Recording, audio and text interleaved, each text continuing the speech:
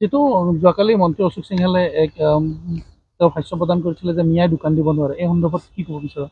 চাওক এজন দায়িত্বশীল মন্ত্ৰী হিচাপে তেওঁ অশোক সিংহাল এজন ব্যক্তি নহয় তেওঁ এজন বিধায়ক আৰু তাৰ এজন স্বাস্থ্য বিভাগৰ মন্ত্ৰী তেওঁ জনপ্ৰতিনিধিয়ে কেতিয়াও সমাজত আপোনাৰ এক্সক্লুজন যেটো পলিটিক্স মানুহক বিভক্ত কৰা বহিৰ্ভূত কৰা সেই ৰাজনীতিটো যদি এজন নেতাই কৰে তেতিয়া ৰাজ্যখনৰ অৱস্থা কোন পৰ্যায়ত আছে আপোনালোকে ভাবক দ্বিতীয়তে যিখিনি মানুহ যেটো জনগোষ্ঠীৰ কথা কৈছে অশোক সিংহাল বহুত মানুহে অশোক সিংহালক অনা অসমীয়া কিবা কিবি হিন্দী ভাষী অমুক তমুক কৈ আছে মই সেইবোৰ ক'ব নাযাওঁ কাৰণ আমি অসমীয়া জাতি গঠন প্ৰক্ৰিয়াটোত বিশ্বাসী অসমীয়া অনা অসমীয়া বঙালী মাৰোৱাৰী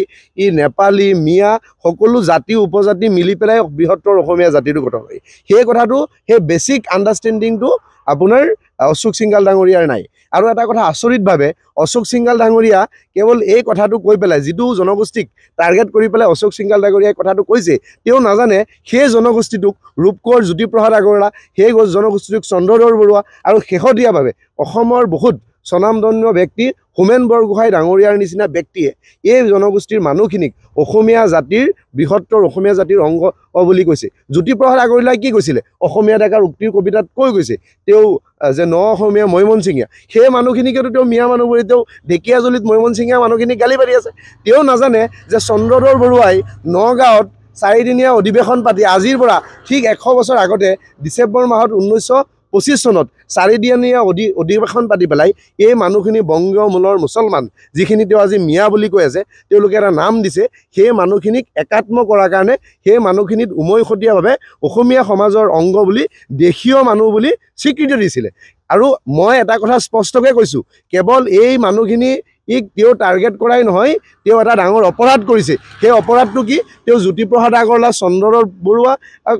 আদি কৰি যিমান অসমৰ স্বনামধন্য বিশিষ্ট ব্যক্তিসকল আছে আগৰণু অসমীয়াসকল আছে তেওঁৰ সেই অসমীয়া জাতিৰ সত্তাটোক আঘাত কৰিছে অশোক সিংহাল ডাঙৰীয়াই ক্ষমা খুজিব লাগে আৰু অশোক সিংহাল ডাঙৰীয়া যোৱা কিছুদিন দেখিছোঁ তেওঁ যেটো আমাৰ ইনক্লুসিভ আসামিজ সোসাইটি তেওঁ ভাওনাৰ ওপৰতো গৈ পেলাই কিবা উল্টা পুল্টা ষ্টেটমেন্ট দিছে গতিকে অসমীয়া জাতিটোক তেওঁ বিভক্ত কৰাত লাগিছে নে তেওঁ কিবা বেলেগ এজেন্ডা লৈ পেলাই মই আজি মোৰ হাতত বাতৰি কাকত আছে মই বাতৰি কাকতৰ প্ৰথম হেডিংটো আপোনাক দেখাই দিছো ইয়াত আছে গুৱাহাটী বৃহৎ চাকৰি কেলেংকাৰী থলুৱা বঞ্চনা মানে উত্তৰ প্ৰদেশ আৰু বিহাৰৰ প্ৰাৰ্থীক এইমছত নিযুক্তি গতিকে স্বাস্থ্য বিভাগৰ মন্ত্ৰী কোন স্বাস্থ্য বিভাগৰ মন্ত্ৰী অশোক সিংহাল গতিকে বেসিক আন্ডাৰষ্টেণ্ডিংটো আমি বুজি পাওঁ বেসিক কথাখিনি যে অশোক সিংহালে কাক অসমীয়া মানুহৰ য'ত প্ৰভুত্ব আছে তাত কাক তেওঁ স্বীকৃতি দিব বিচাৰিছে আৰু কাৰ কাৰণে কাম কৰি আছে আৰু এটা কথা মই আকৌ কৈছো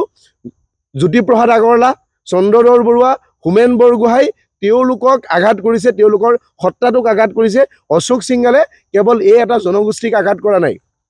দ্বিতীয় কথাটো অশোক সিংহালে এইটো কথা নাজানে অসমৰ যিমান অসমীয়া জাতি গঠনৰ আন্দোলন হৈছে অসমত সেই সময়ত 1937 চনত যেতিয়া সাদুল্লাৰ চৰকাৰ আছিল সাদুল্লাৰ পৰা মুছলিম লীগৰ মানুহ বিধায়ক হৈ এই মৈমনসিঙীয়া মিয়া প্ৰতিনিধি অসম বিধান পৰিষদৰ সেই পাৰিষদবোৰ ওলাই আহি পেলাই গোপীনাথ বৰদলৈ চৰকাৰৰ অংগত হৈ পেলাই অসম বংগদেশৰ পৰা পৃথক হোৱাত সহায় কৰিছিলে সেই কথাবোৰ অশোক সিংহালে জানে নেকি অশোক সিংহালে কাক কথা ক'ব আহিছে অশোক সিংহালৰ দাদাগিৰি ইয়াত নচলে অশোক সিংহালে ক্লিয়াৰ কৰক যে তেওঁ এটা কথা ক্লিয়াৰ কৰক তেওঁ কাৰ কাৰণে কাম কৰি আছে এই কথাটো স্পষ্ট আৰু যি বিভাজনৰ ৰাজনীতি তেওঁলোকে কৰিব লৈছে এই বিভাজনৰ ৰাজনীতি বিজেপি আৰএছএছ বুলি নহয় এই বিভাজনৰ ৰাজনীতি অসমীয়া মানুহে কৰিব নিদিয়ে সেই কথাটো একেবাৰে স্পষ্ট আৰু বিশেষকৈ মই আকৌ এটা কৈছো মুছলমান মানুহখিনিক এই যিখিনি এটা বিশেষ জনগোষ্ঠী মিয়া জনগোষ্ঠী বুলি কৈ আছে তেওঁলোকে মিয়া মানুহখিনি সেই মিয়া মানুহখিনিক ষ্ট্ৰাকচাৰেলি সোশিয়েল আৰু পলিটিক্যালি যেটো এক্সক্লুজনৰ ৰাজনীতি কৰিব বিচাৰি আছে বহিৰ্ভূত কৰিব বিচাৰি আছে তেওঁ হেতু কৰিলে তেওঁ যেটো অবিখণ্ড হেয়া অখাৰ হ'ব হেয়া কেতিয়াও হ'ব দিয়া নাযায় আৰু হেয়া কেতিয়াও হ'বও নোৱাৰে আৰু যেটো ঠাইত ৰখি পেলাই ঢেকীয়াজুলিত তেওঁ কৈছে সেই ঢেকীয়াজুলিৰ সেই মানুহখিনিৰ ঐতিহাসিকভাৱে তেওঁলোকৰ স্বীকৃতি দি যোৱা মানুহখিনি সেই মানুহখিনিক যেটো আঘাত দিছে সেই মানুহখিনিক মই তেওঁ কৈছো অতি সোনকালে তেওঁ ক্ষমা খুজক নহলে যদি